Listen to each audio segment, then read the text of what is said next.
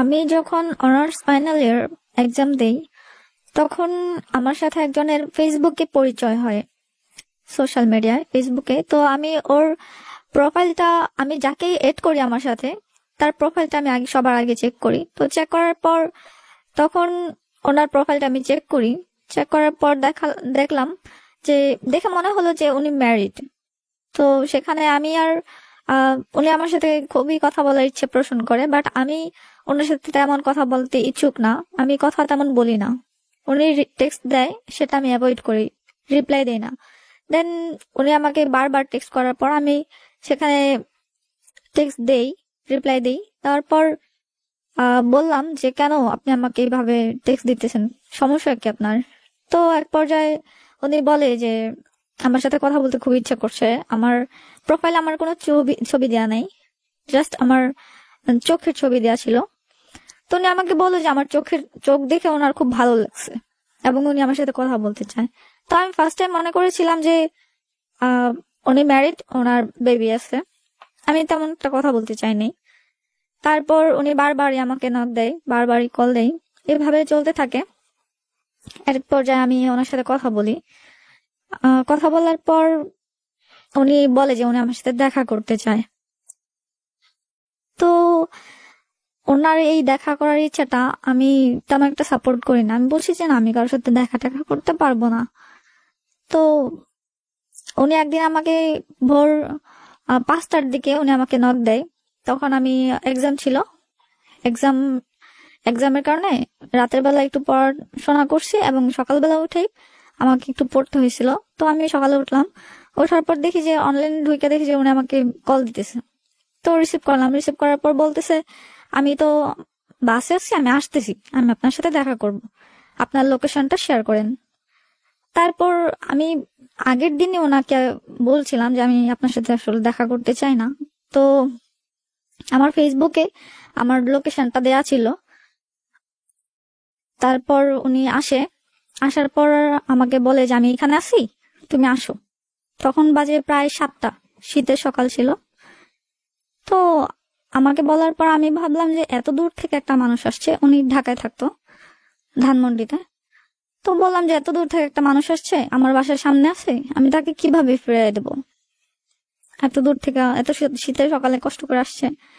তো গেলাম, যাওয়ার পর দেখলাম কিছু চকলেট নিয়ে আমার জন্য দাঁড়ায় আছে। তারপর আমি বললাম যে আপনি কি সে? তো উনি আমাকে বললো যে হ্যাঁ, আমি আপনার জন্য ওয়েট করতেছিলাম। তারপর দেখা হলো, কথা হলো। তো ওনাকে আমি বললাম যে দেখেন, এরকম পাগলামি করার কোনো মানে হয় না, আপনি এত সকালবেলা কেন আসছেন আমার কাছে? এত সকালে আসার কোনো মানে হয় না, প্রায় বলতে গেলে ব্ল্যাকমেল করে এখানে আসছেন, আমি তো আপনাকে আসতে বলি নাই।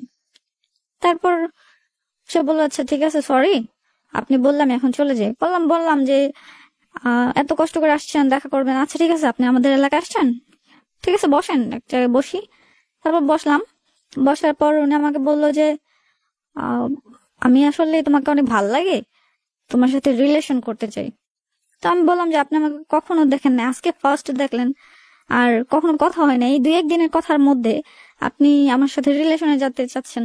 তো আপনি কি জানেন যে আমার বাসা থেকে যে আমাকে বিয়ের জন্য প্রেশার দেওয়া হইতেছে, আমার এক্সাম শেষ হলে আমাকে বিয়ে দিবে, আমাকে অ্যাকচুয়ালি রিলেশনে যাওয়াটা আমার পক্ষে সম্ভব না। তারপর উনি আমাকে বললো যে দেখো, আমি তো বিয়ে করব, আমি তোমাকে বিয়ে করব, কিন্তু আমার একটু টাইম লাগবে, আমার একটু জবে জয়েন করবো, দেন আমি তোমাকে বিয়ে করব। আমি বলছি যে আপনি যদি বিয়ে করেন তবে বিয়ে করবেন, বাট আমি কোনো রিলেশনে যেতে পারবো না। যখন শুরুতে বিয়ে যে বলছিলেন যে তার প্রোফাইল দেখে মনে হয়েছে যে সে বিয়ে করেছে, এই ব্যাপারটা নিয়ে কথা বলেছেন তার সাথে? এই ব্যাপারটা, এই প্রোফাইলের মধ্যে ওর ভাগ্নি সহ ওর কিছু ছবি ছিল। তো দেখে আমি ওনাকে জিজ্ঞেস করেছিলাম যে এগুলা কি হয় আপনার? তো আমাকে বলেছিল যে ওটা ভাগ্নি হয় সম্পর্কে। ওকে, ঠিক আছে। তারপর আমি বললাম যে আমার পক্ষে বিয়ে ছাড়া আমার সাথে কোনো রিলেশনে আমি যাব না, আমার পক্ষে রিলেশন করা সম্ভব না। তো আমাকে বললো যে আমি বাসায় যাব, বাসায় যে আমি তো ঢাকা থাকি, আমি বাসায় যাব, আমি বাসায় যেয়ে আমি আমার ফ্যামিলির সাথে কথা বলবো। তো আমি বলছি আচ্ছা ঠিক আছে, তা ফ্যামিলির সাথে কথা বলেই আপনি আমার সাথে কথা বলেন, এর আগে আপনি আমাকে নক দিবেন না। তো ওই দিন কথা বলে চলে আসছি, বাসায় চলে আসার পর উনি আমাকে বলতেছে যে দেখো আমার তোমার সাথে মিট করেও প্রচুর ভালো লাগছে তোমাকে। 2-1 দিনের কথা যে একটা মানুষ এতটা ভালো লাগতে পারে আমি আগে কখনো রিয়েলাইজ করি নাই। পরে আমি বললাম দেখেন আমি নর্মাল যেরকম ওরকমই, আমি সাধারণভাবে চলতে খুব পছন্দ করি। তারপর উনি আমাকে রিলেশনের প্রপোজাল দিতেই থাকে। তো আমি বলছি যে দেখেন আমার পক্ষে রিলেশন করা একদম পসিবল না। তো উনি কান্নাকাটি করে বলে যে দেখো তোমাকে আমার এত ভালো লাগছে, তুমি কেন আমাকে ফিরাই দিতেছো। তারপর আমার সাথে আবার মিট করার কথা বলে। তো মিট করার কথা বললে আমি বলছি আচ্ছা ঠিক আছে, মানে ওনাকেও আমার ভালো লাগছিল, যার কারণে উনি সেকেন্ড টাইম আমাকে বলার পরে আমি বলছি আচ্ছা ঠিক আছে তো মিট করেন। তারপর সেকেন্ড টাইম মিট করি। মিট করার পর যাই, আমি আমার রাস্তা একটু লেট হয়ে যেতে আমি এখানে প্রেজেন্ট হওয়ার আগেই দেখি উনি আমার জন্য ওয়েট করতেছিল। তো দেখার পর ভালো লাগলো যে কেউ আমার জন্য ওয়েট করতেছে, লাইফে ফার্স্ট টাইম। তো ওইখানে কিছুটা সময় থাকি আমরা, থাকার পর দেখা করি, কথা বলি, কিছুক্ষণ গল্প করি।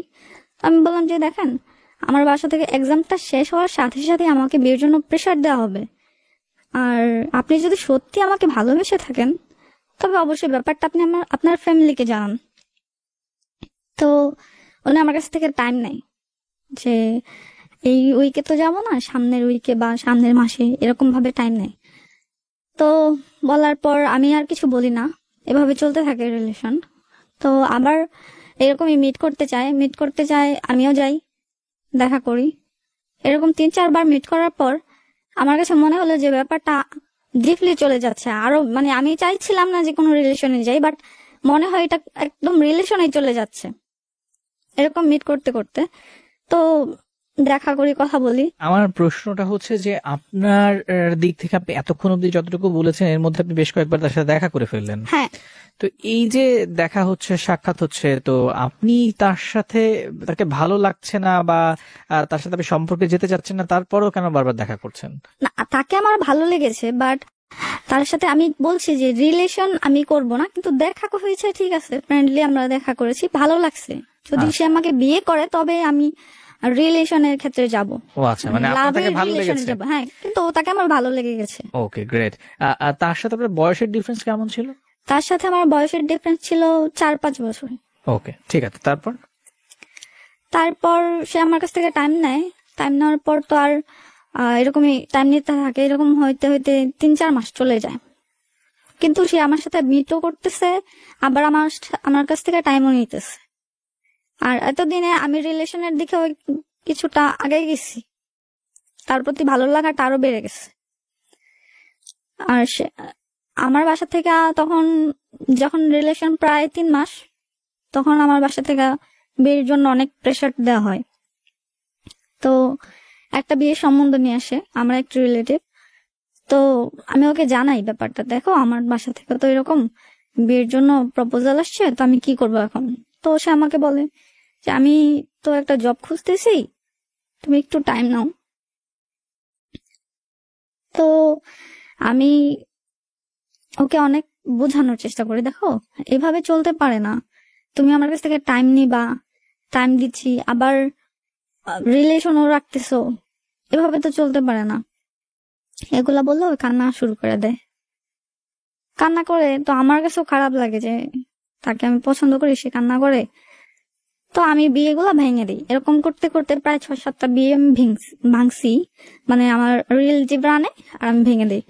তো এক পর্যায়ে আমার রিলেটিভরাও আমার উপর খুব রেগে যায় কেন আমি বিয়েগুলা ভেঙে দিতেছি। তারপর আমি ওকে এক পর্যায়ে কি হলো, লাস্ট আমাকে বলতেছে কি যে দেখো আমার পক্ষে তো এখন বিয়ে করা সম্ভব না, আমি তো কিছুই করতে পারতেছি না। কান্না করে আবার এইগুলো বলে। তা আমি বলি কান্না করো কেন, তুমি যখন রিলেশনটা চাচ্ছ না তবে তো কান্না করার কোন মানে হয় না। আর রিলেশনটা চাচ্ছ না, আমি তোমাকে আগেই বলছি বিয়ে না করলে রিলেশনের কোনো প্রয়োজন নাই, আর এখন ন্যাকামি শুরু করছো।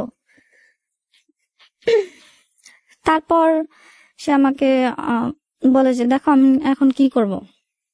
পরে আমি বলছি আচ্ছা তাহলে আমার বিয়েগুলাই বা কেন ভাঙলা, তুমি তো জানোই যে তুমি আমাকে বিয়ে করতে পারবা না, তো আমার বিয়েগুলা কেন ভেঙে দিলা।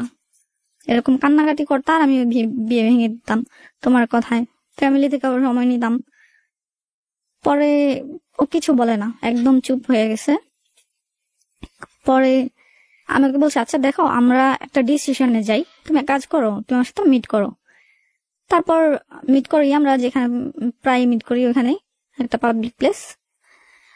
তো মিট করার পর ওকে আমি বলি, দেখো বোঝার চেষ্টা করো, লাইফে তো অনেক কিছু করতে পারবা, আমি তোমাকে সাপোর্ট করব, সমস্যা নেই, আমরা দুজন মিলে জব করব, কিন্তু এখন একটা রিলেশনের মাঝখানে তুমি আমাকে ছেড়ে চলে যাবা। আর তাছাড়া আমি তো তোমার জন্য অনেকটা কালার হয়ে গেছি, ফ্যামিলির কাছে, আশেপাশের মানুষের কাছে অনেকটা কালার হয়ে গেছি। আমার বিয়ে সম্বন্ধ আসে, আমি ভেঙে দেই, এটা নিয়ে তো অনেকে অনেক কথা বলে, এখন আমি কোথায় যাব বলো তো? তো কিছু বলে না, চুপ করে থাকে। তখন আমি কান্না করতেছিলাম প্রায়। তো আমি বলছি, দেখো তুমি যে এরকম কান্নাকাটি করতে থাকো, তুমি কিছু বলো না, আবার এরকম কান্না করতে থাকো, আমাকে একটা সলিউশন দাও না, আমার তো মরা ছাড়া কোনো উপায় নাই। এটা যখন বললাম, তখন সে আমাকে বললো কি, চলো আমরা আজকে বিয়ে করব। তো আমি বলছি যে আজকে বিয়ে করবা? দেখো তুমি তোমার ফ্যামিলিতে একটা মাত্র ছেলে, আমিও আমার ফ্যামিলিতে একটা মাত্র মেয়ে, আমার বাবা মারও তো স্বপ্ন আছে। তো বললো যে সমস্যা নাই, আমরা পরবর্তীতে গার্জিয়ানকে জানায় অনুষ্ঠান করে বিয়ে করবো। আমি বলছি আচ্ছা ঠিক আছে। তো এটা বলার পর তাকে নিয়ে আমরা মানে আমি আর সে দুজনেই কোর্টে যাই, দেন কোর্ট ম্যারেজ করি। তো কোর্ট ম্যারেজ করার পর আমরা ওইখান থেকে চলে আসি। সে তার মতো ঢাকা থেকে আসছিল, ঢাকায় চলে গেছে, আমিও আমার বাসায় চলে আসছি। সেদিন প্রায় সন্ধ্যা হয়ে গেছিল। তো সে আমাকে বাসে উঠে দিল, আমি চলে গেলাম। বাসে ওঠার কিছুক্ষণ পরে সে আমাকে কল দিল। কল দিয়ে বলতেছে, দেখো রাগারাগি করার কোনো দরকার নেই, ঝগড়াঝাটির কোনো দরকার নেই, তুমিও মন খারাপ করো না, আমিও মন খারাপ করবো না। বিয়ে যখন হয়ে গেছে তবে আর কি, তুমিও আমাকে ক্ষমা করে দিও, তোমার সাথে একটু রিঅ্যাক্ট করছি, আমিও তোমাকে ক্ষমা করে দিছি। তারপর আমরা যে যার মতো বাসায় চলে যাই। তো আমার বাসায় তখন প্রায় পৌঁছতে অনেকটা সময় লেগে যায়, রাত হয়ে যায়। তো আম্মু আব্বু এদিকে টেনশনে আছে আমি কোথায় গেছি। পরীক্ষা চলতেছিল মাঝখান দিয়া, পরীক্ষার মাঝখানে তো আর কোনো কলেজ খোলা থাকে না, তো কোথায় গেছি সেটা নিয়ে টেনশন করতেছিল। এক পর্যায়ে বাসায় যাই, বাসায় যাওয়ার পর আমার সাথে ওরা দুজনেই রাগারাগি করে। তো তখন আমি মানে ওকে ফোন দিই, মানে যার সাথে আমার বিয়ে হয়েছে আমি তাকে ফোন দিই। ফোন দেওয়ার পর আমি বলি যে দেখো বাসা থেকে তো অনেক করতেছে, ঝামেলা করতেছে, আমরা সেপারেশন হয়ে যাই। হ্যাঁ, তোরা বলার পর ও আমাকে বলে, তুমি কি মজা করতেছো? তোমার একটু, আমরা বিয়ে করছি আজকেই বলো সেপারেশন হয়ে যাবো, সেটা কি মানে তুমি কি আমার সাথে মজা করতেছো সিরিয়াসলি? আমি বলছি যে না, দেখো কি বলবো। পরে ও আমাকে বললো কি, ঠান্ডা মাথায় চিন্তা করো, কি করবা, লাইফে বিয়ে কি মানুষ বারবার করে, একবার করে। আমি ওকে আর কিছু বলি নাই। তো আমি তখন মানে ভাবতে পারছি এরকম যে সে মনে হয় আমাকে সত্যি অনেক ভালোবাসে, নতুবা সেপারেশনের কথা বলছি, সে আমার সাথে এত ঝগড়া করতেছে। তারপর আমি আমার আম্মুকে বলে দিই, আম্মু আমি একটা ভুল করছি, আমি তো ওকে বিয়ে করে ফেলছি। পর আম্মু বলতেছে, চিনি না জানি না তুই কাকে বিয়ে করলি। তারপর ছবি দেখালাম, তারপর পুরো ডিটেলস আমি বাসায় জানালাম, মানে আম্মুকে জানালাম। তো আম্মু তো শুই না, মানে আমার সাথে তো ঝগড়া ঝগড়া বলতে আমাকে প্রায় মারছে, মারধর করছে। আর 3-4 দিন প্রায় খাওয়া দাওয়া ছিল না বাসায়। আমিও খাওয়া দাওয়া করি নাই, কারণ আমার আম্মু আমার সাথে কথা বলে নাই, ফ্যামিলির কেউ আমার সাথে কথা বলে না। তো আমার 2 ভাই, ওরাও কথা বলে না, আমিও মানে কিছু বলতে পারি না। আমার ভাইয়েরা কিছু জানে না, কিন্তু বুঝতে পারছিল যে বাসায় কিছু একটা হয়েছে। তারপর আমি ওকে ফোন দেই 3 দিন পরে, মানে 3 দিনের আগে ওর সাথে আমার ওই দিন রাতেই, রাত 9টার দিকে কথা হয়েছিল। তো আমি ওকে বলি যে দেখো এখনো তো কেউ জানে না, কি করবে বলো তো, তুমি তোমার ফ্যামিলিকে আদৌ বলতে পারবা? তো ও আবার ওর বোনদের অনেক ভয় পায়, ওর ফ্যামিলিতে ও একটা ছেলে, ওর বাবা নাই, তো ও আবার ওর বোনদেরকে প্রচন্ড পরিমাণ ভয় পায়। তো আমি বলছি, দেখো তুমি তো তোমার ফ্যামিলিতে বলতে গেলে মনে হয় হাত পা কাইপা পড়ে যাবা। তো এটা শোনার পরও হাসে। তারপর বলতেছে যে হ্যাঁ, আমি আমার ফ্যামিলির একটা মাত্র ছেলে, আমার এইভাবে করা উচিত হয় না, বাট সমস্যা নেই, আমরা অ্যাডজাস্ট করে নিতে পারবো। তারপর আহ ওই দিন রাতে আমি ওকে বুঝালাম, দেখো তাহলে এক কাজ করি, তুমিও জব খুঁজো আমিও জব খুঁজি, দুজন মিলে জব টব করলে আমরা ভালোভাবেই থাকতে পারবো। আর তুমি চেষ্টা করো তোমার ফ্যামিলিকে জানানোর জন্য, আমি তো অলরেডি বাসায় জানাই দিচ্ছি। পর আমাকে বললো যে আচ্ছা ঠিক আছে। তো এরকম হওয়ার পরে 3 দিন পরে আমি ওকে আবার নক দিই। সে আমাকে এই 3 দিনের মধ্যে একবারও ফোন দেয় নাই। ওই দিন রাতে ফোন 9টা বাজে ফোন রাখার পরে সে আমাকে আর একটা বারের জন্য কল দেয়নি। তো 3 দিন পরে আমি ভাবতেছিলাম যে কি ব্যাপার, আমাকে ফোন দেয় না কেন। 3 দিন পরে আমি ওকে ফোন দিই। ফোন দেওয়ার পরে সে আমাকে মেসেঞ্জারে নক দেয়। মেসেঞ্জারে নক দিয়ে বলে কি, আমার পক্ষে তোমার সাথে থাকা পসিবল না, আমি আর এই রিলেশনটা রাখতে চাই না, আমি ডিভোর্স চাই, আমি তোমাকে ডিভোর্স দিয়ে দেবো। তখন আমি বলি যে এইগুলা কি বলো তুমি, 3 দিন আগে আমাকে এইগুলা বললা, 3 দিন আগে তো আমি নিজে তোমার কাছে ডিভোর্স চাইছি, বাসায় আসার সাথে সাথে আমি তোমাকে ডিভোর্স চাইছি। এমনকি তুমি আমাকে গাড়িতে কি বললা যে তুমি সবকিছু মেনে নিয়েছো, আমরা দুইজন একসাথে থাকবো, জব করব, এত প্ল্যানিং করলা, এখন বলতেছো এগুলা মানে কি? পরে আমি প্রায় ভেঙে পড়ার পর্যায়ে যে এখন আমি বাসায় কি বলবো বা আমি নিজে কোথায় যাব কি করব। আমি ওকে বললি কি, তুমি যদি এরকম পাগলামি করো আমি তোমার বাসায় যাই উঠবো এখন। তারপর এটা বলার পর সে কিছু বলে না, বলে যাও যাও বাসায় যাও, তাহলে তো আমার আর বাসায় কষ্ট করে বলতে হইব না, যাও বাসায় যাও। পর দেখি কেউ হাসতেছে, তার মানে সে আমার সাথে মজা করছে। আমি এটাই ভাবছিলাম যে সে আমার সাথে মজা করতেছে। তারপর ভালো মন্দ কথা বলে রেখে দিছি। বাট এরপর থেকে সে আমাকে ইচ্ছা করে কখনোই ফোন দেয় নাই, আমি ফোন দিলে কথা বলতো। তো এরকম করতে করতে আমি বারবারই যতবার ওকে ফোন দেই বলি যে কি ব্যাপার তুমি আমাকে ফোন দাও না, বলে আমার মানুষের সাথে কথা বলতে ভালো লাগে না, আমার একলা থাকতে ভালো লাগে, সেজন্য আমি কাউকে কল দিই না। আশ্চর্য, আমি তো তোমার বিয়ে করার ওয়াইফ, তবে তুমি আমাকে ফোন দিবা না? আর আগে তো দিতা, এখন কেন দিবা না? তো সে কিছু বলে না, সে আমার সব কথাতেই চুপ হয়ে থাকে। তো আমি বলছি বাসায় কবে জানাবা? বলে এই তো জানাবো, কিছুদিন পরে বাসায় যাবো, তখন জানাবো, আপুকে জানাবো, এটা করব সেটা করব। এরকম ভাবে চলতে থাকে। এরকম করতে করতে প্রায় অনেক দিন চলে যায়, এরকমই করে। তো এক পর্যায়ে আমার বাসা থেকেও আমাকে প্রেসার দিতেছিল যে এখনো তো কেউ জানে না, সেপারেশন হয়ে যাও। তো আমার একাকিত্বটা আমি নিজের কাছে রাখছি, আমি কাউকে বলি নাই, ফ্যামিলিকেও জানাই নাই। এইভাবেই চলতেছিল। আমি ওকে বুঝাই দিয়েছিলাম, যতবারই ওকে ফোন দেই বুঝাই। তো এর মাঝখান দিয়ে আমি ওর সাথে মিট করার কথা বলি, তো সে আসতে চায় না। তো আমি বলি দেখো তুমি আমার সাথে মিট করার পর আমরা একটা সলিউশন পাবো, সরাসরি কথা বললে একটা সলিউশন পাবো। এর মাঝখানে আমি ওকে যতবারই ফোন দিছি ও 5 মিনিটের বেশি আমার সাথে কখনোই কথা বলেনি।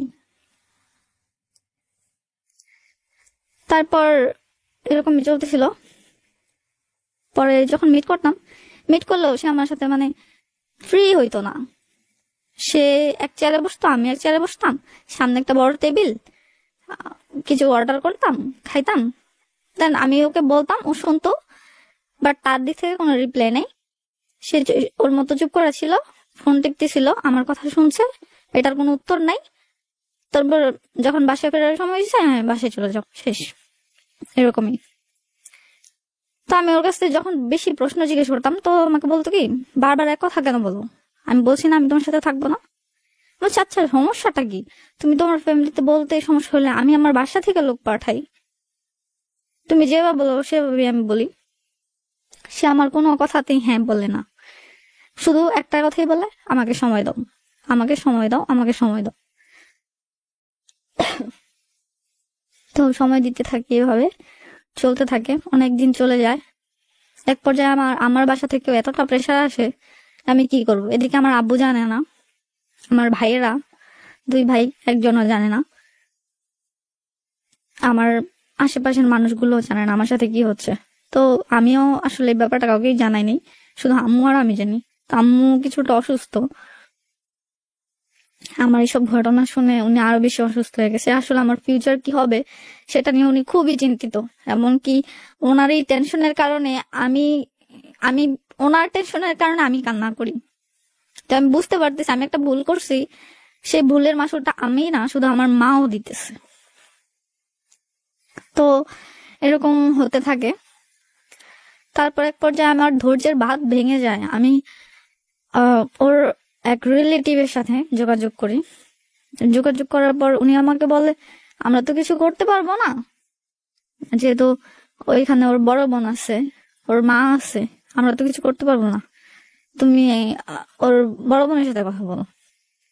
তো বড় বোনের সাথে কথা বলার জন্য ফোন দিয়েছিলাম, কিন্তু ওর বড় বোন ফোন ধরে নাই।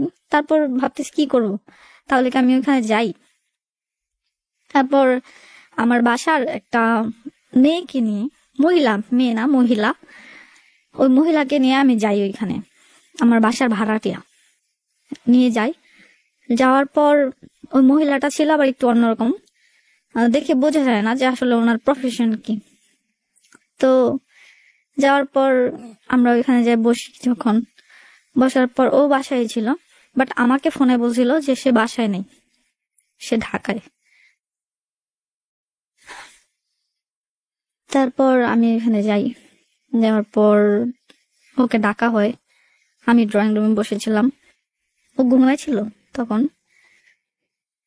ডাকে সে উকি দিয়ে আবার সে রুমের দরজা বন্ধ করে ফেলে, আমাকে দেখে তো রুমের দরজা বন্ধ করে ফেলে। তারপর আমি বুঝতে পারছি সে আমার সামনে আসবে না। তো এর মধ্যে ওর বড় বোনকে ফোন দেওয়া হয়।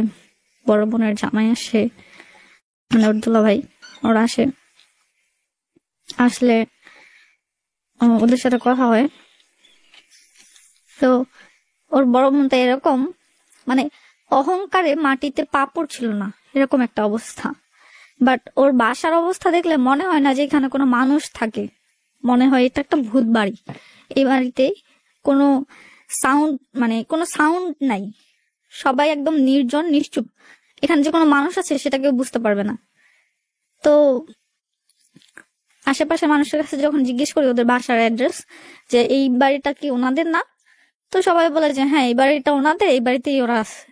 আমি বলি এখানে কোনো সারা শব্দ নেই, এখানে যে মানুষ এসে কেউ বুঝবে না। তো সবাই বলতেছে এটা তো পাগলের বাড়ি। মানে কি পাগলের বাড়ি বলতে? ওরা তো সমাজ বোঝে না, ওরা তো মানুষের সাথে মিশতে পারে না।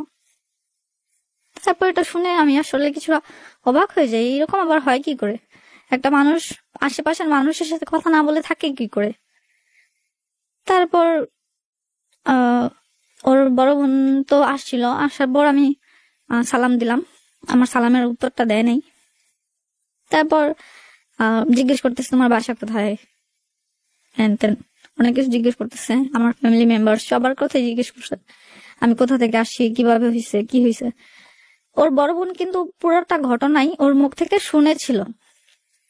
ওরা সবাই জানতো ঘটনাটা কি হয়েছে, ওরা সবাই জানতো। বাট আমার সামনে এমন ভাবে আসছে যেন আমি ওদেরকে আবার ওরা আমাকে আবার হেনস্থ করতেছে এভাবে, যে কি হয়েছে বলো, কেন আসছো তুমি এখানে, কে তুমি?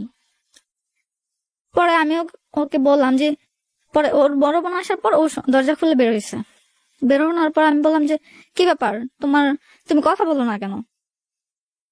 আপু আমাকে জিজ্ঞেস করতেছে, তুমি উত্তর দাও, তুমি তো আমার সাপোর্টে কথা বলার কথা, তুমি আনসার দিতেছো না কেন? তো ও কিছু বলে না, ও মাথা নিচু করে এই যে বসছে, মানে মাথা আর উঁচা করে না। তারপর এরকম চুপ করেছিল। এক পর্যায়ে সে আমাকে বলে কি যে আমি বলেছিলাম না তোমার সাথে আমি থাকবো না। আমি বলছি আচ্ছা আমার দোষটা কোথায়? এমন হতো যে তুমি আমাকে পছন্দ করো না, আমার সাথে তোমার কোনো রিলেশন ছিল না, আমাকে তুমি বিয়ে করো নাই, আমি ইচ্ছে করে তোমার সাথে সবকিছু করছি, তবে তো সেখানে তুমি এরকমটা করলে পারতা। তুমি রিলেশনও করছো তোমার ইচ্ছায়, আমি দেখা করতে চাই নাই, তুমি আমার সাথে জোর করে দেখা করছো, সবকিছু তুমি তোমার ইচ্ছা মতো করছো, আর এখন বলতেছো যে তোমার কিছু করার নাই। তারপর সবার সামনে সে আমাকে বললো কি তুমি তোমাকে জোর করে বিয়ে করছো। এটা শোনার পর আমি আরো অবাক হয়ে যাই যে আমি একটা মেয়ে হয়ে তোমাকে কিভাবে জোর করলাম। সে আমাকে বলে কি, তুমি তো বলছো তুমি আমাকে না পাইলে মরে যাবা। আমি বলছি আশ্চর্য, আমি তোমাকে না পাইলে মরে যাবো, সেটা তো কথার কথা সবাই বলে। আমি তোমাকে ছাড়া বাঁচবো না, তোমাকে ছাড়া মরে যাবো। মনে হয় যে যে যে মানুষটা রিলেশনে আছে, যে মানুষটা কাউকে সত্যিকার ভালোবাসে, সে তো এরকমটা বলেই যে আমি তোমাকে ছাড়া বাঁচবো না, থাকতে পারবো না, কষ্ট হয় আমার। তো আমিও বলছি হ্যাঁ আমার তোমাকে ছাড়া থাকতে কষ্ট হয়। পর আমাকে বলে কি যে আমার পক্ষে পসিবল না তোমার সাথে থাকা। বলছি কেন, কি সমস্যা বলো, তুমি পাগল? আশ্চর্য, আমি পাগল মানে আমি তোমার সাথে কি করছি? সারাক্ষণই কান্নাকাটি করো, প্যান প্যান করো কানের সামনে। বলছি আশ্চর্য, আমি তোমার সাথে সারাক্ষণ কান্নাকাটি, তুমি আমাকে এইভাবে ঝুলায় রাখতেছো দিনের পর দিন, আমি তো কান্না করবোই। আমারও তো একটা ফ্যামিলি আছে, তোমাকে আমি বলছি আমার মা অসুস্থ, তুমি দিনের পর দিন আমার কাছ থেকে টাইম নিতেছো, আমাকে বলতেছো আম্মুর কাছে টাইম চাইতে, আমিও টাইম চাইতেছি। তো এরকম হতে থাকে। তো এর মাঝখান দিয়া ওর আপু ওকে বলে কি, এই তুই বাসায় না, তুই এখন এই মুহূর্তে ঢাকায় চলে যা, যা তুই যেখানে কাজ করছ ওখানে চলে যা।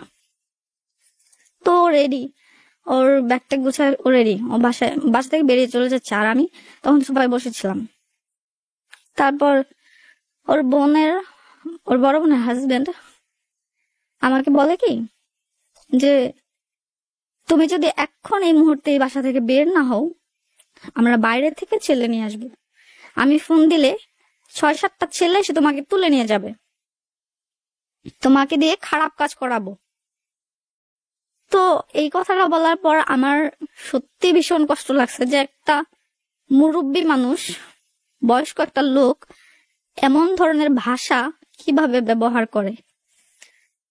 এই কথাটা সে শুনছে কিনা আমি জানি না, খেয়াল নাই তখন আমার। তার মধ্যে আমি আবার ওর পায়ে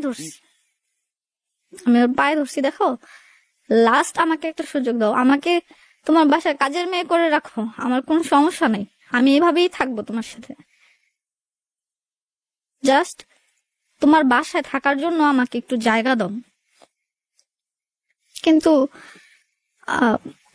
কিছু হয় না। তারপর ওর মায়ের পায়ে ধরে পর্যন্ত আমি কান্না করি, বাট ওর মা তখন ওর বোনের দিকে তাকাইছিল, ওর বোনের মুখের দিকে তাকাইছিল।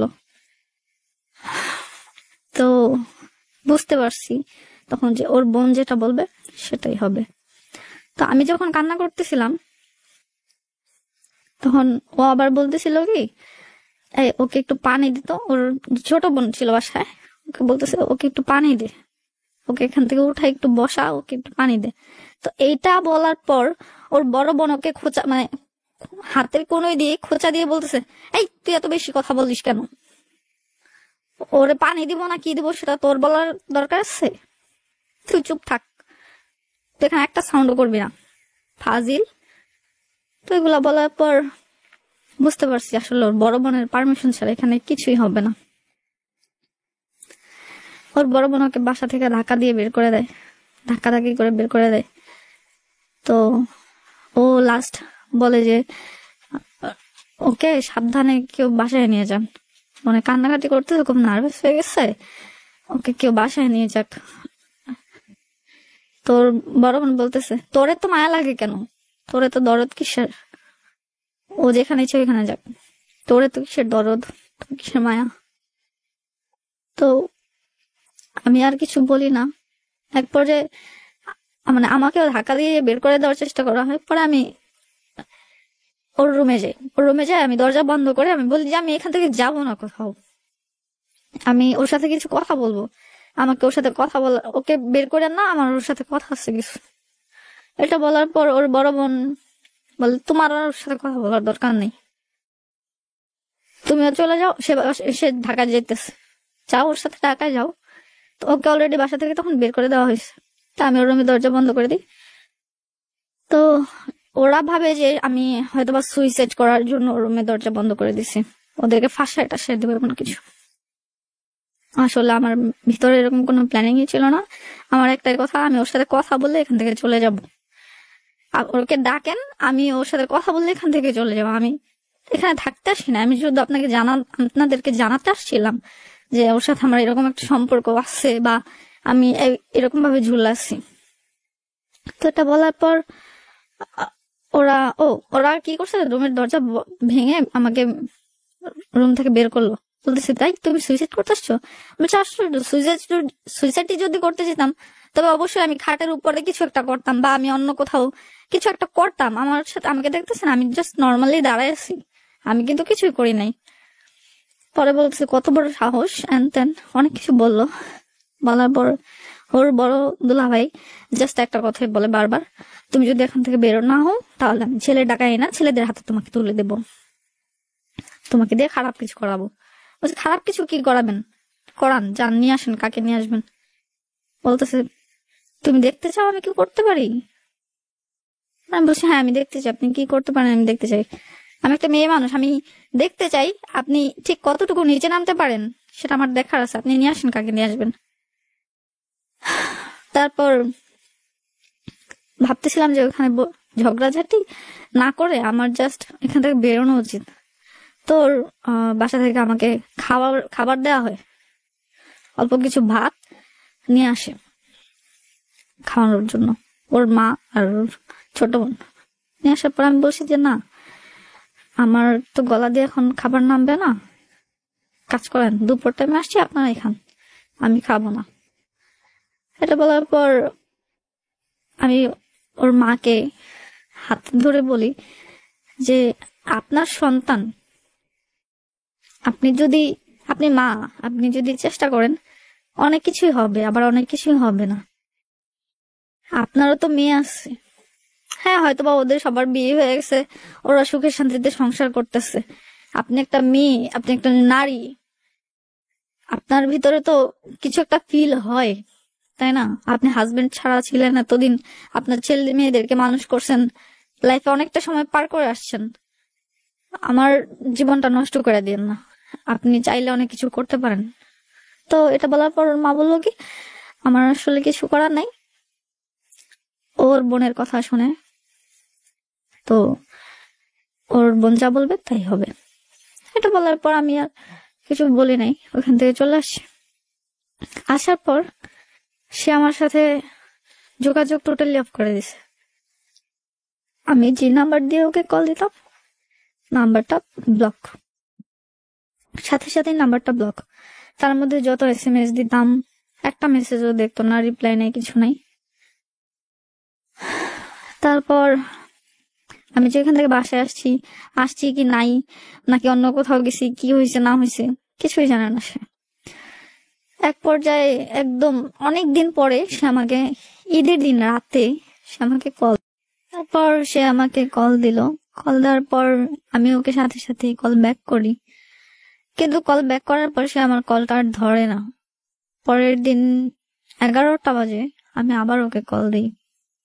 কল দেওয়ার পর সে আমাকে বলে যে, কেমন আছো, কি অবস্থা তোমার? আমি বলছি, এতদিন পরে আমাকে কল দিতে ইচ্ছে করলো তোমার, আচ্ছা তুমি কি কারণে আমাকে ফোন দিয়েছো সেটা বলো। আমাকে বললো যে আমার মনে হয়েছে যে আমি একটা ভুল করতেছি, আমি আবার তোমার কাছে ব্যাক করি। আমি বলছি, আচ্ছা তুমি যে আমাকে আমার কাছে ব্যাক করবা সেটা কি তোমার বড় বোন জানে? যেহেতু তুমি তোমার বড় বোনের কথায় ওঠো এবং বসো। তো তাকে এটা বলার পর সে কিছু বললো না, চুপ করেছিল। বলতেছে যে আমি তো বাসায় কিছু বলি নাই, আমি বাসায় বলবো, আগে তোমার কাছ থেকে শুনি। আমি বলছি, আমার কাছ থেকে কিছু শোনা নাই, আমার কাছ থেকে আগেও ইয়েস ছিল, এখনো ইয়েস। তুমি যেভাবে আমাকে যেখানে রাখতে চাও আমি সেখানেই তোমার সাথে থাকবো, এবং তুমি যদি আমাকে শুধু ভাত খাইয়ে রাখতে চাও আমি তাই করবো, সমস্যা নেই। তো এটা বলার পর সে আমাকে বললো, আচ্ছা ঠিক আছে, আমি বাসায় কথা বলবো। তো আবারও টাইম সে আমার কাছ থেকে নেয়। সে টাইম নেওয়ার পর আমি বলি, এইভাবে তো চলতে পারে না, আবার তুমি টাইম নিতেছো, বলতেছো বাসায় জানাবা বাসায় জানাবা, কিন্তু বাসায় তো তুমি জানাচ্ছ না। বলছে আমাকে কিছুদিন সময় দাও, আমার আপু অসুস্থ। তারপর আবার কিছুদিন পর বলতেছে আমার আম্মু অসুস্থ, আবার কিছুদিন পর বলতেছে আমি অসুস্থ। তারপর এক পর্যায়ে সে আমাকে বলে, মানে প্রায় যোগাযোগ করার 1.5 মাস পরে সে আমাকে বলে যে সে খুবই অসুস্থ, তার এমন একটা অবস্থা হয়েছে সে তার চিকিৎসা বাংলাদেশেই করাতে পারবে না। তো আমি বলি যে আচ্ছা, তোমার যদি চিকিৎসার জন্য টাকা পয়সা লাগে সেটাও আমি আমার ফ্যামিলিকে বলে ম্যানেজ করে দেবো, আমার কোনো সমস্যা নেই। তোমার চিকিৎসার সমস্ত খরচ আমি দেব, আমি চাকরি করে তোমাকে খাওয়াবো। কিন্তু দেখো, বিয়ে তো মানুষের জীবনে একটাই হয়, আমি চাই না আমার জীবনে আরো একটা বিয়ে হোক। পরে সে কিছু বলে না, চুপ করেছিল। এমনকি আমি ওকে দেখতে যাওয়ার কথা বলতে সে আমাকে ভুল একটা অ্যাড্রেস দিল, ভুল একটা হসপিটালের নাম বললো যে আমি ওই হসপিটালে আছি, আমাকে বারবার ফোন দিও না। তো আমি একবার ভাবি যে মানুষটা এত অসুস্থ, ঠিক আছে আমি ওকে যাই যাই দেখি। তো আমি ওকে কিছু না বললে আমি ওই হসপিটালের ঠিকানায় চলে গেলাম। কিন্তু হসপিটালের বাইরে দাঁড়িয়ে থেকে সারাক্ষণ, মানে সারাটা দিন আমি হসপিটালের বাইরে দাঁড়াইছিলাম, ওকে ফোন দিতেছি, ও ধরে না ধরে না। এট লাস্ট আমি অন্য আরেকটা ফোন দিয়ে ওকে ফোন দিয়ে বলি যে তুমি তো হসপিটালে কত নাম্বার কেবিনে আসছো, আমাকে বলো, আমাকে জানাও। সে আমাকে বলে কি যে তুমি কি জানো আমার মার সাথে আমাকে দেখা করা যাচ্ছে না, আমি আমার আম্মুর সাথে দেখা করতে পারতেছি না, আর তুমি এখানে আসছো আমার সাথে দেখা করতে, এখন এই মুহূর্তে চলে যাও। আমি বলি আশ্চর্য, আমি এত দূর থেকে আসছি, সারাদিন আজকে রোদের মধ্যে দাঁড়াইছিলাম শুধু তোমাকে একটু দেখবো বলে, তুমি অসুস্থ। পরে সে বলে যে না তুমি চলে যাও, আমি তোমার সাথে দেখা করবো না। তারপর চলে আসি, বাসায় চলে যাই। তো হসপিটালে যাওয়ার আগে আমি আম্মুকে বলে গেছি যে আম্মু, ওনার কি খুব অসুস্থ, আমার অ্যাকচুয়ালি ওকে দেখতে ইচ্ছে করতেছে, যে আমি এতদিন পর সে আমার সাথে যোগাযোগ করলো, আমি ওকে একটু দেখে আসি। তো আম্মু বললো কি আমিও যাবো তোর সাথে, আমি ওকে দেখবো, ওর সাথে তো আমারও কখনো দেখা হয় নাই, আমি ওকে দেখি। তো আমার ভিতরে আগে থেকে একটা কনফিউশন ছিল যে মানুষটা কথায় কথায় মিথ্যে কথা বলে, যে মানুষটা আমাকে এতদিন ধরে ঘুরাচ্ছে, আমি ওর সাথে দেখা করতে যাব, হসপিটালে যাব, সে যে আদৌ আমার সাথে দেখা করবে তার কোনো শিওর নাই। যদি শিওর হতো তবে আমি অবশ্যই আম্মুকে সাথে করে নিয়ে যেতাম। তারপর আমি আর আম্মুকে জানাই যে আমি যাব, কিন্তু কবে যাব সেটা জানাই না। আম্মুকে না জানাই আমি ওর সাথে যাই দেখা করতে, কিন্তু সেখান থেকে আমি ফিরে আসি।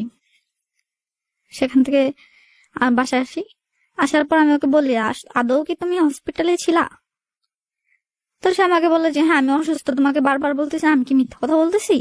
আমি অসুস্থ নিয়ে কি মিথ্যা কথা বলবো? তারপর আমি আর ওর সাথে ঝগড়া করি না। কিন্তু এর 3-4 দিন পরে আমি অন্য আরেকজনের কাছ থেকে জানতে পারি যে আসলে সে অসুস্থ না, সে তখন হসপিটালে ছিল না, সে ছিল তখন তার বাসায়। কিন্তু সে আমাকে ভুল একটা ঠিকানা দিচ্ছে, যেন বারবার ওকে বিরক্ত না করি, বারবার ওকে যেন এটা বলি না, যেন ওর বাসায় জানায়। তো আমি ওকে ফোন দেই, আবার ফোন দেওয়ার পরে বলে আমি যে তুমি তো বাসায়, তুমি বাসায় থেকে তুমি বলছো তুমি হসপিটালে, আমি তোমার সাথে দেখা করতে গেছি, এতটুকু পর্যন্ত তুমি আমাকে কেন হয়রানি করলা? তো সে কিছু বলে না, চুপ করে থাকে। তো এক পর্যায়ে বলে সে তুমি আমাকে হসপিটালে দেখতে গেছো, আর আমি বাসায়, এই কথা তোমাকে কে বললো? আমি বলছি আমি জানতে পারছি, কারোর কাছ থেকে আমি জানতে পারছি যে তুমি আদৌ হসপিটালে ছিলে না, বাসায়। আমাকে বলে কি যে দেখো আমি আসলে হসপিটালেই ছিলাম, তোমাকে কে ভুল ইনফরমেশন দিচ্ছে, আর আমি বাসায় জানাবো, কিন্তু তুমি আমার বাসায় এর মধ্যে আমি যখন ওর বাসা থেকে চলে আসছিলাম তখন ওর বোন, তারপর ওর বাসার আশেপাশের অনেকের নাম্বার নিয়ে আসছিলাম, ফোন নাম্বার। তো আমি ওকে বলি যে আচ্ছা আমি কি তোমার বোনের সাথে কথা বলবো? পরে বলে তুমি কি আমার বোনকে ফোন দিতে চাচ্ছ এখন? তোমার ফোন আমার বোনকে ফোন দিয়ে জানতে চাও যে আমি আদৌ হসপিটালে ছিলাম কিনা? বলছে না, এটা জানতে চাই না, আমি এটা তোমার বোনকে জানাতে চাই যে তুমি আমার সাথে আবার কথা বলতেছো, আবার যোগাযোগ করতেছো, এটা আমি আবার জানাতে চাই। সে আমাকে বলে জানা, তোমার জানাতে হবে না, আমি নিজেই জানাবো, তোমাকে যা বলছি তুমি তাই করো। তার 1 সপ্তাহ পরে সে আমার কাছে কিছু টাকা চায়। তো কিছু টাকা চাওয়ার পরে বলে যে প্রায় 1 লাখ টাকার মতো ওর লাগবে, খুব দরকার।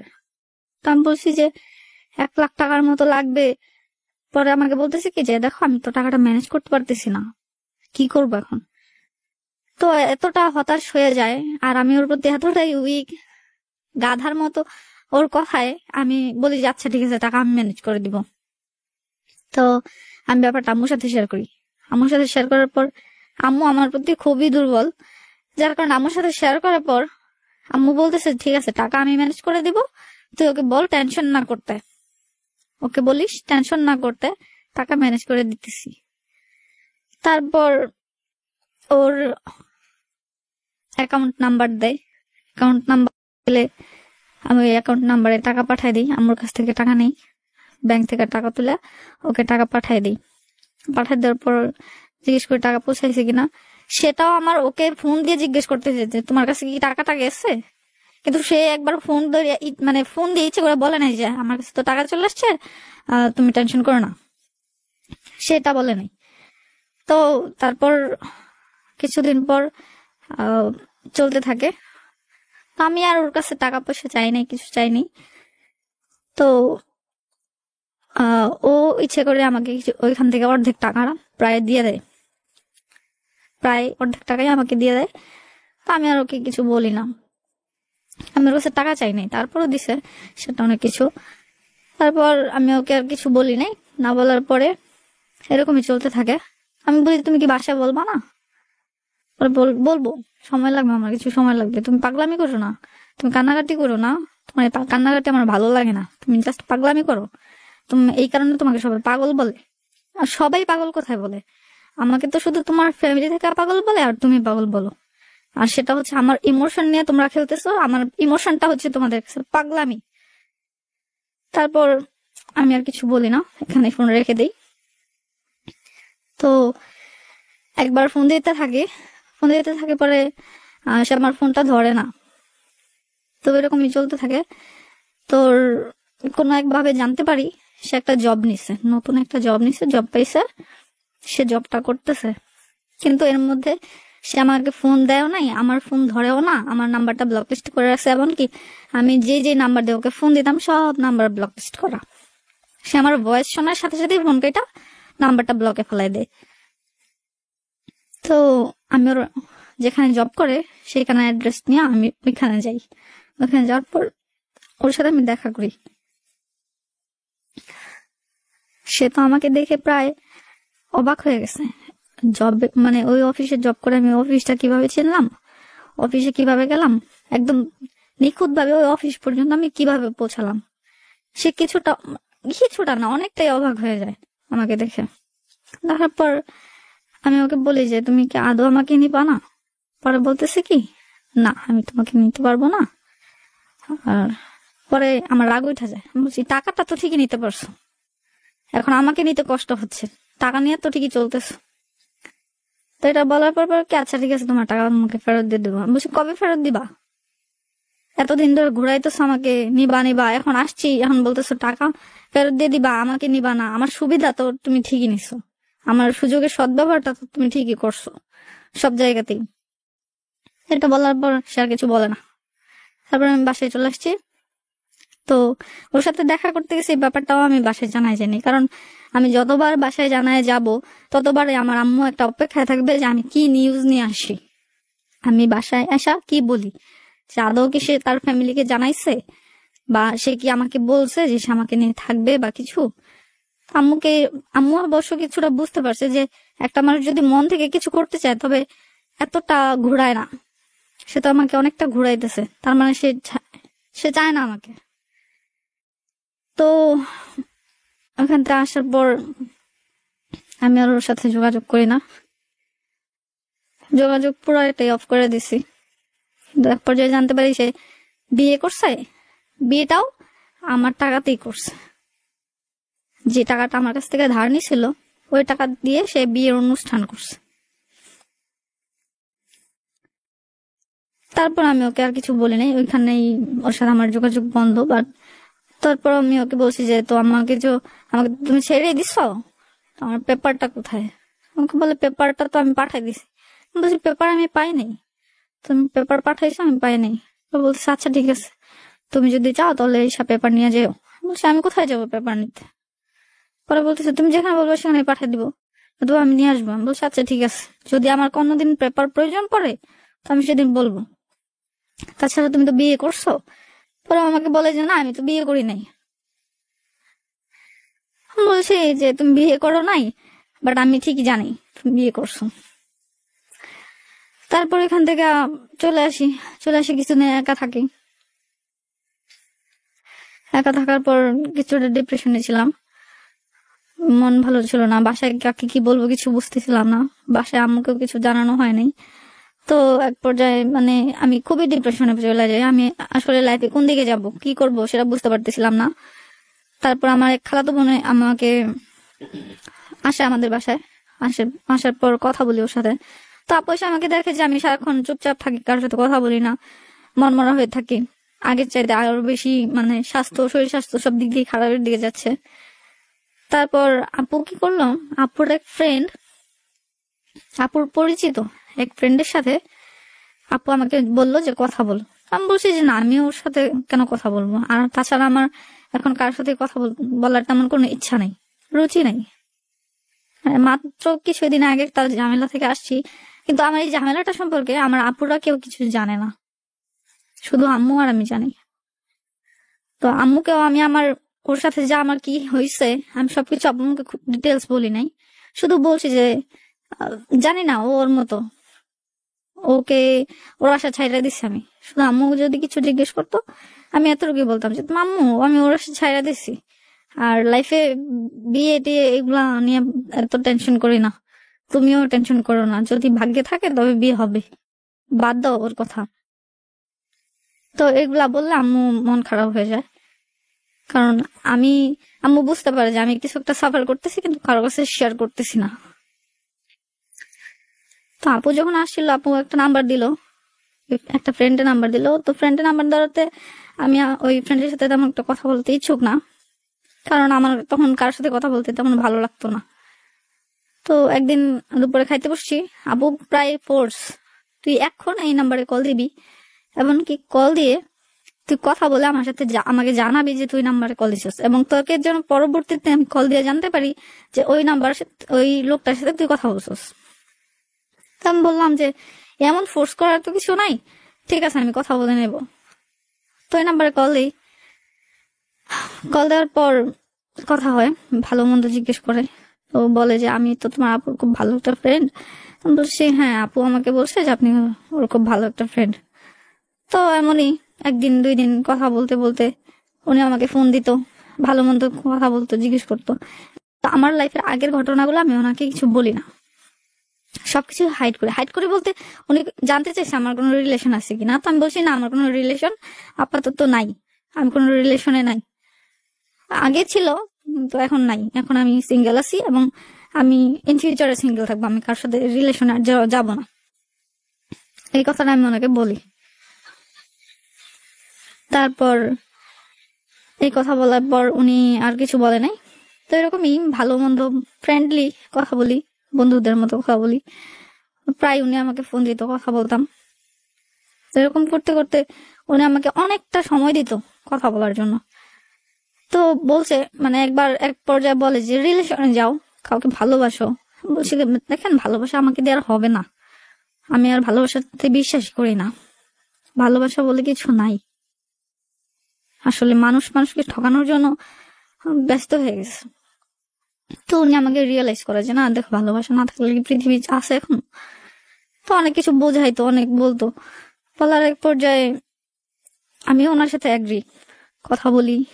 হ্যাঁ, ওনার সাথে কথা বলে ভালোই লাগে, উনি আমাকে অনেক কিছু বোঝায়। ওনার সাথে কথা বলতে আস্তে আস্তে ভালো লাগে যে হ্যাঁ আসলেই তো উনি যা বলছে সবই সত্যি বলছে। ওনার কথা বিশ্বাস করাতে এক পর্যায়ে উনি আমাকে প্রেমের রিলেশনের প্রস্তাব দেয়। রিলেশনের প্রস্তাব দিলে আমি ওনাকে বলি যে না, আমি কোনো রিলেশনে যাব না, আমার লাইফে যা হওয়ার তা তো হয়ে গেছে। এটার আমি ওনাকে বলি না যে আমার অতীতে কি হয়েছিল, এগুলো আমি ওনাকে কিছু জানাই নাই। তো উনি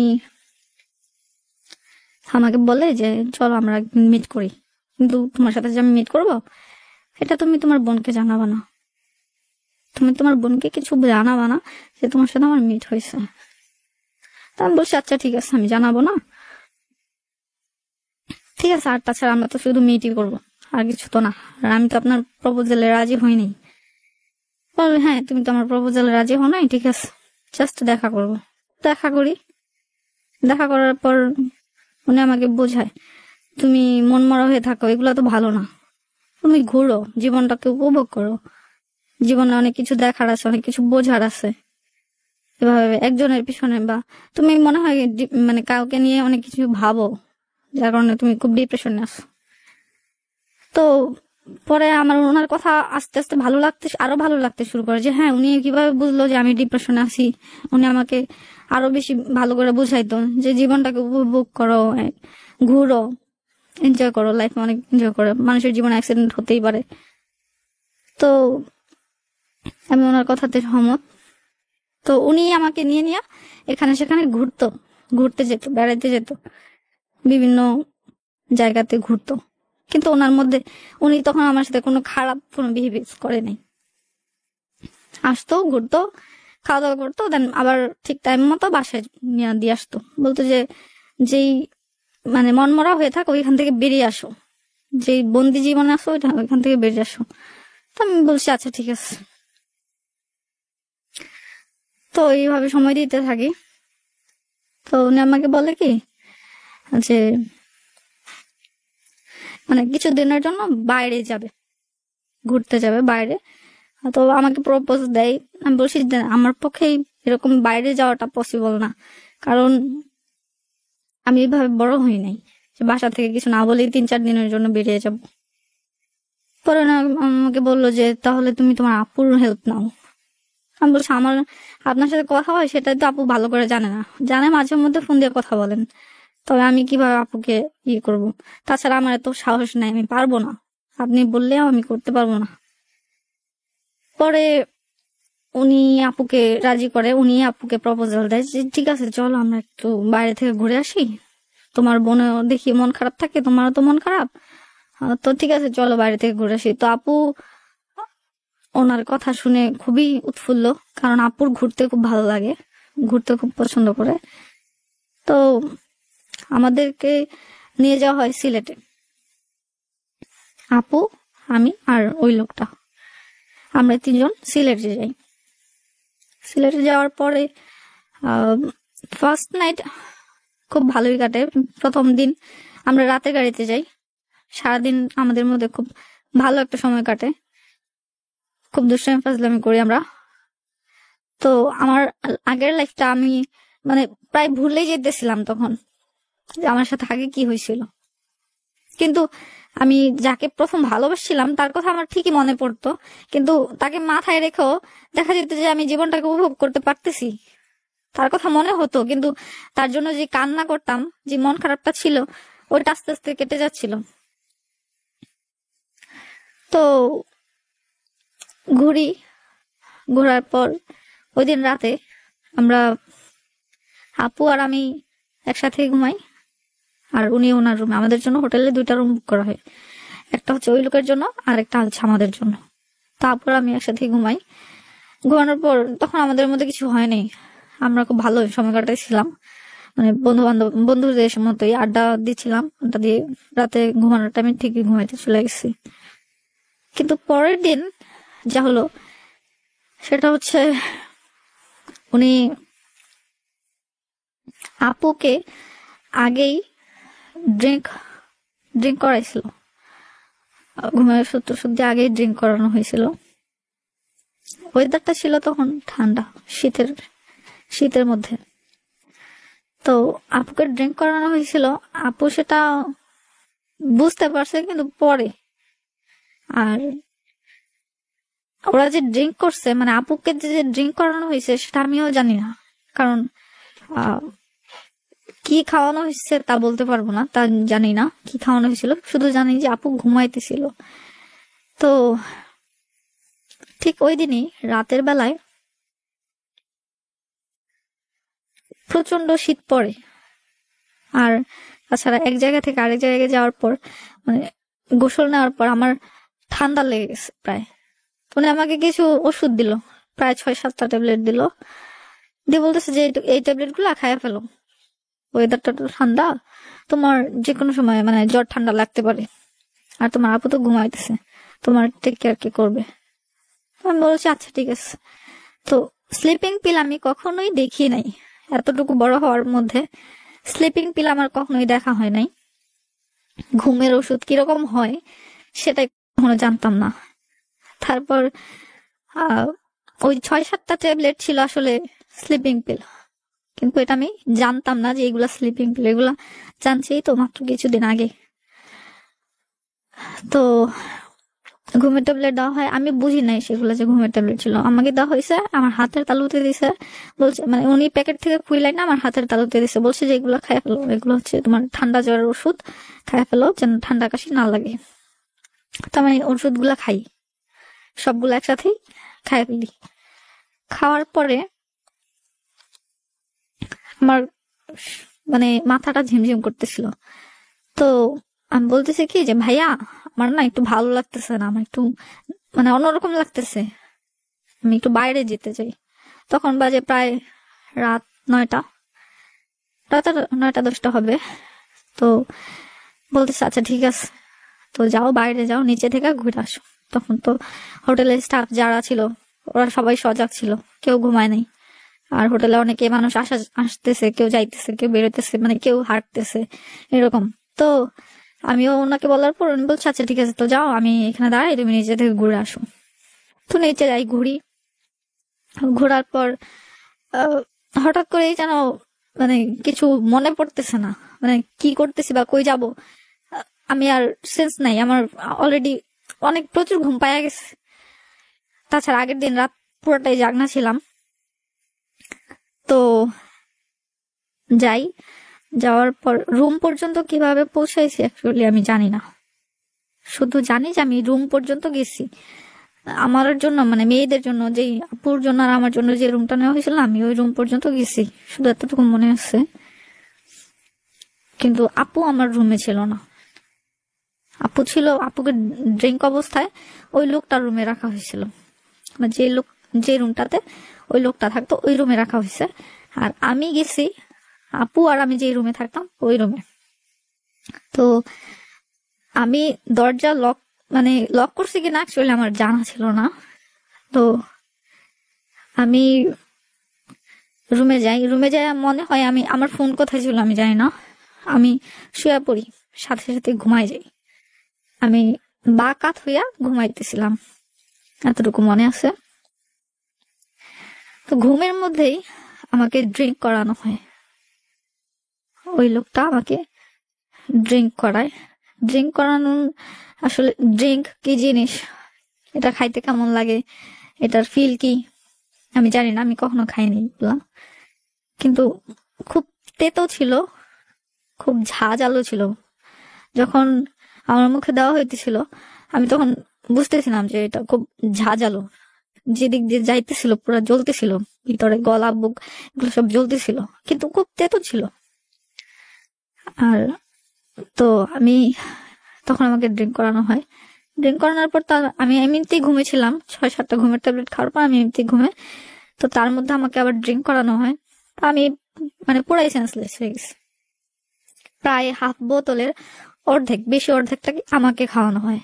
তো আমি বারবার জোর করতেছিলাম যে আমি খাবো না, আমি খাবো না। তো জোর করে যেভাবে হোক আমাকে ঘুমের মধ্যে এগুলা খাওয়ানো হয়েছে। খাওয়ানোর পরে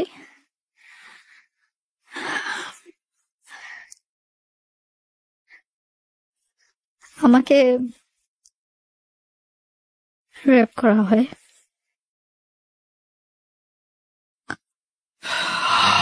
মানে তারপরে কি হলো? তারপর সে আমাকে বারণ করছিল আপুর কাছে যেন আমি জানতে না চাই, বা মানে আপুকে ফোর্স, আপুকে এটাই জানানো হয়েছে যে আমি যে ম্যারিড এই ব্যাপারটা তুমি তোমার বোনকে জানাবা না। আচ্ছা, তো আপু আমাকে কিছুই জানায় নাই। আপু আপু জানায় নাই, কিন্তু আমি অন্য কোনো এক মাধ্যমে জানতে পারছি, মানে আগের দিন যেদিন আমরা ওইখানে যাই আগের দিন রাতে আমি জানতে পারছি যে উনি ম্যারিড। আর আমার ব্যাপারটা হচ্ছে এরকম যে আমি ওনার ব্যাপারে একটু জানি নি।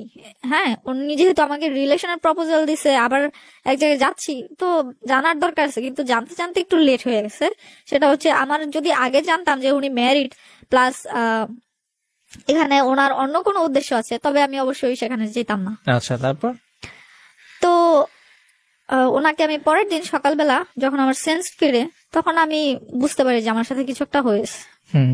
কারণ হ্যাঁ, যেদিন তারপর? ছিলাম ওই দিন আমি সেন্সলেস অবস্থায় ছিলাম। তো পরের দিন আমি বুঝতে পারি, বোঝার পর আমি ওনাকে জিজ্ঞেস করি যে আপনি তো ম্যারিড। তো এটা বলার পর উনি কিছুটা অবাক হয়ে যায়, আমি কিভাবে জানলাম সে ম্যারিড। তো আমি বলছি আপনি ম্যারিড, আপনার 2টা মেয়ে আছে, আপনি আমাকে আগে বলেন নাই। আর আগে বলেন নাই সেটা বড় কথা না, আপনি আপনার সংসার আছে, আপনার জীবন আছে, আপনার সবকিছু আছে, আপনার 2টা বাচ্চা আছে, তবে কেন আপনি আমার সাথে এটা করলেন? হ্যাঁ, আপনার বিবেক বোধ বলতে কি কিছু নাই? তো এটা বলার পর উনি বলতেছে যে দেখো আমি নিজেকে কন্ট্রোল করতে পারি নাই, আমি তো ড্রাঙ্ক অবস্থায় ছিলাম। আমি বলছি আপনি ড্রাঙ্ক অবস্থায় থাকেন আর যেভাবেই থাকেন, আপনি তো নিজে জানেন আপনি কি করতেছেন, আপনি তো এটা প্ল্যান করে আমাকে এখানে নিয়ে আসছেন। তবে তো এটা বলার পর উনি বলে যে দেখো যদি এরকম বলো তাহলে সেটা ভুল, আমি তোমাকে প্ল্যান করে এখানে নিয়ে আসি নাই। তা আমি বলছি তবে আপনি যে ম্যারিড সেই ব্যাপারটা তো আপু জানে, আপনি আপুকে পর্যন্ত না করছেন যে আমাকে ব্যাপারটা না জানানোর জন্য। আপু এখন পর্যন্ত আমাকে জানায় নাই যে আপনি ম্যারিড। পরে বলছে হ্যাঁ আমি তোমার আপুকে বারণ করছি আমি ম্যারিড এই ব্যাপারটা যেন তোমাকে না জানায়। আচ্ছা, তো বলছি কেন না করছেন? হ্যাঁ, পরে বলছে যে তোমার সাথে কথা বলে আমার ভালো লাগছে, সেই জন্য আমি ভাবছিলাম যে কোনো এক পর্যায়ে আমি তোমাকে বলে দিব যে আমি ম্যারিড, আমার 2টা মেয়ে আছে। হুম, আমি বলছি যে আপনি বলে দিবেন আর আপনি আমার সাথে এরকম একটা কাজ করে ফেলছেন, এখন সেটাকে আপনি কোন দিকে নিয়ে যাবেন? তো আমাকে বললো কি দেখো মানুষ কি জীবনে 2টা বিয়ে করে না? আচ্ছা, এক ফার্স্ট লাইফ পার্টনার যদি ভালো না হয় বা ভালো না থাকে তাহলে সেকেন্ড কি মানুষ বিয়ে করে না? আপনার সাথে যে এই ঘটনাটা সেদিন রাতে ঘটেছে এটা কি আপনার বোন সেদিন জেনেছিল? না, আপু সেটা এখনো পর্যন্ত জানে না। আজকে অব্দি জানে না? এটা কতদিন আগের কথা বলছেন? এটা বলছি প্রায় 1 বছর। 1 বছর আগে?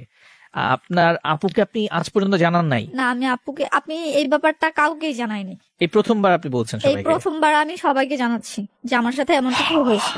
আপনি আপনার আপু যে একটা কত ভয়ঙ্কর মানুষের সাথে বন্ধুত্ব করে রাখছে সেটা আপনি তাকে জানান নাই বা বলেন নাই, এটা কি আপনার মনে হয় না যে এটা আপনার আপুর জন্য একটা থ্রেট? এটা আপুর জন্য থ্রেট বলতে আমি আপুকে অন্য কোনো একটা ইয়ে করে আমি আপুকে বলছি যে ওনার সাথে তুমি নেক্সট টাইম আর যোগাযোগ করো না। আচ্ছা, আর আপুর সাথে সে যোগাযোগ করলেও আপুর সাথে সে কিছু করবে না। ব্যাপারটা হচ্ছে এরকম যে ওর যার প্রতি ইন্টারেস্ট বেশি, যার প্রতি রুচি বোধ বেশি, সে এই মানুষগুলোর সাথে এরকম কিছু করে। আচ্ছা, তারপরে কি হলো? তো আমি ওকে এরকম জিজ্ঞেস করার পর বলতেছে মানুষ তো সেকেন্ড টাইম বিয়ে করে, আমিও না হয় করবো, আমি ঢাকা যেয়ে তোমাকে বিয়ে করব। তো বলার পর আমি কি করব তখন আসলে বুঝতে পারতেছিলাম না। আমি ওনাকে বললাম কি দেখেন আপনি তো আমার লাইফটাকে মানে আগে তো কিছুটা ড্যামেজ ছিল আমার লাইফ, কিছুটা বলতে হ্যাঁ কিছুটাই বলা যায়, কারণ ওর সাথে আমি বিয়ে করছি, সংসার করি নাই। কিন্তু আপনি আমার সাথে যেটা করছেন সেটা তো হচ্ছে সংসার করছেন কিন্তু বিয়ে করেন নাই, এরকম হয়ে গেছে ব্যাপারটা। তো আমি ওনাকে বলি যে আচ্ছা ঠিক আছে আমার লাইফটা যখন শেষ হয়ে গেছে, ঠিক আছে মানুষ তো সেকেন্ড টাইম বিয়ে করে, ঠিক আছে। আর তাছাড়া আমার প্রথম জনের সাথে কিন্তু তখনও সে আমাকে ওই পেপারটা দেয় নাই, সেই পেপারটা আমি আজ অব্দি পাই নাই। তো যাই হোক ওই পেপার নিয়ে আমি আসলে তেমন কিছু ভাবি না। তো তখন আমি ভাবি যে আমার লাইফে যখন এমন কিছু একটা হয়ে গেছে তবে ঠিক আছে আমি ওনাকে বিয়ে করে ফেলি। আমি তো আর এমন না যে একজনের সাথে সংসার করছি পরবর্তীতে আবার আরেকজনের সাথে এরকম হয়েছে, যদি এরকম হতো তাহলে ব্যাপারটা অন্যরকম ছিল। উনি যখন এরকম হয়েছে ওনার সাথে, ঠিক আছে ওনাকে বিয়ে করে ফেলি, তারপর দেখা যাবে কি হয়। তো এটা জানার পর আমি ঢাকায় চলে আসি। ঢাকায় আসার পরে উনি আমার সাথে মিট করতে চায় আবার, তো মিট করার পর আস্তে আস্তে ব্যাপারটা আমার কাছে ক্লিয়ার হয় যে ওনার মানে আমি তো জাস্ট রিলেশন, কিন্তু ওনার আমার আমার আমি ছাড়া ওনার 6 থেকে 7 জন ওয়াইফ আছে। Shit. ওনার সাথে আপনার বয়সের গ্যাপ কত বছর? ওনার সাথে আমার বয়সের গ্যাপ হচ্ছে 10। ওকে, আচ্ছা, তারপর জানি যে 6 থেকে 7 জন ওয়াইফ আছে এবং এই 6 থেকে 7 জন ওয়াইফ ওনার সাথে এখনো পর্যন্ত আছে। আচ্ছা, উনি কি করেন? উনি একজন শিল্পপতি বলা যায়। আচ্ছা। বিজনেস, ওকে। 5টার মতো ফ্যাক্টরি আছে আচ্ছা, তারপর? ঢাকাতেই, 5টা ফ্যাক্টরি আছে। তো 6-7 জন ওয়াইফ, 6-7 জন ছাড়াও আরো যদি বিয়ে করে, ওদের ভরণ পোষণের দায়িত্ব সে নিতে রাজি আছে। আচ্ছা। সে ভরণ পোষণ করবে। আর তার একটাই কথা, সে এরকম করতেই থাকবে। আমাকে তো রেপ করছে, কিন্তু অন্য কাউকে সে রেপ করে না। অন্য মেয়েদেরকে সে টাকার টোপ দেয়। আচ্ছা। টাকার টোপ দিলে অনেক মেয়ের আছে যারা নাকি হাজবেন্ড দেশের বাইরে থাকে। আচ্ছা। তো আচ্ছা, আমরা সেই ব্যাপারে পরে বলি। আগে বলি যে ওর সাথে ওইখান থেকে আসার পর ও এরকমই করার পরও আমাকে বলে কি যে, মানে যখন ইচ্ছা ওর হয় তখন আমাকে ডাকে। তো আমি ওনাকে জিজ্ঞেস করি যে, মানে ওনার প্রতি তখন আমার তেমন ভালোবাসাটা তৈরি হয়নি। উনি এরকমই করতে থাকে, বাট আমার ওনার প্রতি একটা রুচিবোধ ওইটা কখনোই তৈরি হয়নি। কোনো ফিলিংস কখনোই তৈরি হয়নি। যদি কখনো শুনেছি যে উনি অসুস্থ আছে বা উনি কোনো একটা বিপদে আছে, আমার মধ্যে কোনো ফিলিংসই নেই ওনাকে নিয়ে। আমি ভাবি যে এইরকম একটা জঘন্য মানুষের সাথে যে আমার এমন একটা বড় ঘটনা ঘটে গেছে, শুধু সেটার জন্য আমার ওনার সাথে সারা জীবন থাকতে হবে, তাছাড়া আর কিছুই না। তো পরে আমি আর ওনাকে কিছুই জানাই না। যে উনি আমাকে বলে যে, তোমার মধ্যে কি আমার জন্য কোনো ফিলিংস নাই, মায়া নাই? আমি বলি যে হ্যাঁ, মায়া থাকবে না কেন, আছে। আমি এইভাবেই কথাটাকে এড়িয়ে যাই। তো চলতে থাকে কিছুদিন। তো সে আমাকে তার এক রিলেটিভের বাসায় নিয়ে যায়, সেখানে আমার সাথে মিট করে। তো মিট করার পর এরকমই করতে থাকে। এক পর্যায়ে সে আমার একটা ছোট বোন আছে, ওই ছোট বোনকে নিয়ে যায় একদিন আমার সাথে। ওই ছোট বোনকে একদিন নিয়ে যাই আমি। নিয়ে যাওয়ার পরে তার রুচিবোধ এরকম যে সে যাকে দেখেছে তাকে ভালো লেগেছে এবং তার সাথে পরবর্তীতে কন্ট্যাক্ট করার চেষ্টা করছে। তো সে আমার ছোট বোনকে দেখে ওর ভালো লাগছে, কিন্তু সে আমাকে কখনো জানায় নাই যে আমার ছোট বোনকে ভালো লাগছে। সে অন্য কোনো ভাবে যোগাযোগ করার চেষ্টা করছে আমার ছোট বোনের সাথে। তো আমার ছোট বোনটা কি করছে, আমাকে কিছু বলে নাই যে ভাইয়া। আমি আবার ওর সাথে রিলেশন, এই ব্যাপারটা আমি আমার ছোট বোনকে জানাইছিলাম যে দেখ এরকম এরকম একটা ছেলের সাথে আমার রিলেশন। তো পরে বলতেছে ও আচ্ছা ঠিক আছে, বলছে যে আচ্ছা ঠিক আছে, একদম দেখাও। তো বলতেছে আচ্ছা আমার তো শালি টালি আছে, ওদের সাথে আমাকে মিট করাই দিও না। বলছে আচ্ছা ঠিক আছে। কিন্তু ওর ক্যারেক্টার যে এত খারাপ তখন আমি জানতাম না। মানে ওর যে 6টা নাকি 7টা ওয়াইফ আছে এগুলো আমি জানতাম না তখন। তো আমি আমার ছোট বোনকে নিয়ে গেছিলাম। নিয়ে যাওয়ার পরে পরে শুনতে পারি যে আমার ছোট বোনের সাথে কন্ট্যাক্ট করছে সে। তো জানার পর এখনো পর্যন্ত সে জানে না যে ও আমার ছোট বোনের সাথে কন্ট্যাক্ট করছে, আমি জানি। বা প্লাস ওর 6-7টা ওয়াইফ আছে সেগুলো আমি জানি। এগুলো সে জানে না, এখন পর্যন্ত সে জানে না যে আমি ওইগুলা জানি। তো ছোট বোনটা একদিন মানে আমার সাথে মাঝখান দিয়ে যোগাযোগ বন্ধ করে দেয়, কথা বলে না। আমি ওকে জিজ্ঞেস করি কি রে, তুই আমার সাথে কথা বলিস না কেন? আমাকে বলে যে এমনি মন ভালো লাগে না তোমার সাথে কথা বলতে, সেই জন্য কথা বলি না। তারপর একদিন ওকে ডাকি অনেক কিছু বোঝানোর পরে ক্লাস সে আমাকে বলে যে আপু, আসলে আমি চাই না তোমার জীবনটা নষ্ট হয়ে যাক। তুমি তো অনেক কষ্ট পাও, তুমি অনেক কান্নাকাটি করো, আমি দেখি। আসলে ভাইয়া তোমাকে একদিন ডাকছিল, আমি গেছিলাম। যাওয়ার পর উনি আমাকে প্রপোজাল দিছে, উনি আমাকে টাকার লোভ দেখাইছে, বলছে যে আমার সাথে উনি রিলেশন করতে চায়, তুমি ভালো না, তুমি এটা সেটা, এমনকি তোমার অনেক ভিডিও ওনার কাছে আছে। তো এটা বলার পর আমি আসলে ওকে কিছু বলি না। আমি বলছি কিসের ভিডিও আছে, আন্তাজেই বলছে, এগুলো কিছু না। কিন্তু ততক্ষণ আমার ভিতরে একটা চলে আসছে যে হ্যাঁ, যে মানুষটা আমার সাথে এরকম কিছু করতে পারছে, অবশ্যই তার কাছে আমার নিশ্চয়ই কিছু একটা আছে। তো আমি ওকে আর কিছু বলি নাই।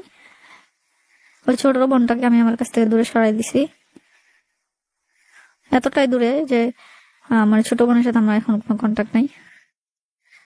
তো ওকেও আমি আজ পর্যন্ত কিছু বলি নাই যে তুমি আমার ছোট বোনকে কেন কিছু বলছো, এগুলো কিছু বলি নাই। না বলার কারণে সে চলতেছে, ওর মতো করে চলতেছে। ওর যখন আমার সাথে কথা বলতে ইচ্ছে করে তখন কন্ট্যাক্ট করে, যখন ওর দরকার পড়ে আমাকে ডাকে। কেন মনে হলো হঠাৎ করে তাহলে?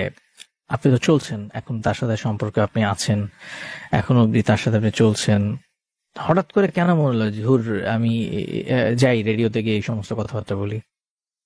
আসলে আমি প্রায় 3-4 মাস যাবত চেষ্টা করছি সেখান থেকে বেরোনোর জন্য। তো চেষ্টা করার পরেও আমার আসলে কোনোভাবেই আমি বেরোতে পারছি না। কারণটা কি? কারণটা হচ্ছে কিছুটা ব্ল্যাকমেল, কিছুটা হচ্ছে মানসিক চাপ। ওকে, এইসবের জন্য আমি সেখান থেকে বেরোতে পারছি না। জানি না কি বলা উচিত আমার এই মুহূর্তে। তবে যারা এই মুহূর্তে আমাদের এই অনুষ্ঠানটা দেখছেন, আপনারা জানেন যে জাগো এফএম 94.4-এ আমরা প্রতি সপ্তাহে এই অনুষ্ঠানটা করি, যেখানে মানুষ তার ব্যক্তিগত জীবনের কিছু ভুল ত্রুটি আমাদের লাইভে এসে শেয়ার করে থাকেন। আমি জানি না সেই ব্যক্তি কে, তিনি এই লাইভ কোনোদিন দেখবেন কিনা, বা এই অনুষ্ঠান সম্পর্কে তার কোনো ধারণা আছে কিনা। শুধু এইটুকু বলবো, আমরা কিন্তু এখানে কোনো ব্যক্তিকে উদ্দেশ্য করে, কোনো মানুষকে উদ্দেশ্য করে আসলে অনুষ্ঠান করি না। আমাদের মূল উদ্দেশ্য যেটা থাকে সেটা হচ্ছে যেন আমরা যে ভুলগুলো করছি সেই ভুলগুলো যেন আর কেউ না করে।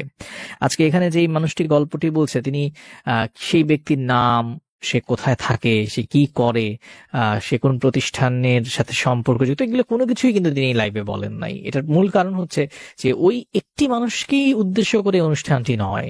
এই উদ্দেশ্যটি হচ্ছে যে এই যে মিথিলারা ভুল করে, এই যে মিথিলারা একের পর এক ভুল করে, সেই প্রথম একটা মানুষের সাথে পরিচয়, তার সাথে সাত সকালে দেখা করা, তার ভালো লেগে যাওয়া, এত অল্প সময়ের মধ্যে ভালো লাগা থেকে পরিণয়, তারপর বিয়ে, কিছু না জেনে ফ্যামিলি অমতে হোক, ফ্যামিলিকে না জানি হোক, বিয়ে শাদী শেষ করে এসে বাসায় বলা, অতঃপর সেই বাড়িতে গিয়ে খুব করে অপমানিত হয়ে বাড়িতে ফিরে এসে আবারও তখন একটা ফোন কল পেয়ে আবারও তার পিছনে পিছনে ছুটে চলা, এরপর একটা সময় সবকিছু হারিয়ে নিঃস্ব হয়ে যখন গুটিয়ে ফেলা, সেই সময় কেউ একজন এসে একটু রঙিন চশমা পরে যখন গল্পটা অন্যদিকে মোড় নেয়, জীবনটাকে নতুন করে উপভোগ করার স্বপ্ন দেখায়, সেই মুহূর্তে তাকে বন্ধুত্ব নামক একটি নামকরণ দিয়ে পথ চলায়, এবং তারপর একটা সময় তাকে নিঃস্ব করে দেয়। তো এই যে নিঃস্ব হয়ে যাওয়ার গল্পগুলো, সেখানে একটা শব্দ ব্যবহার হয়েছে, কি বলুন তো?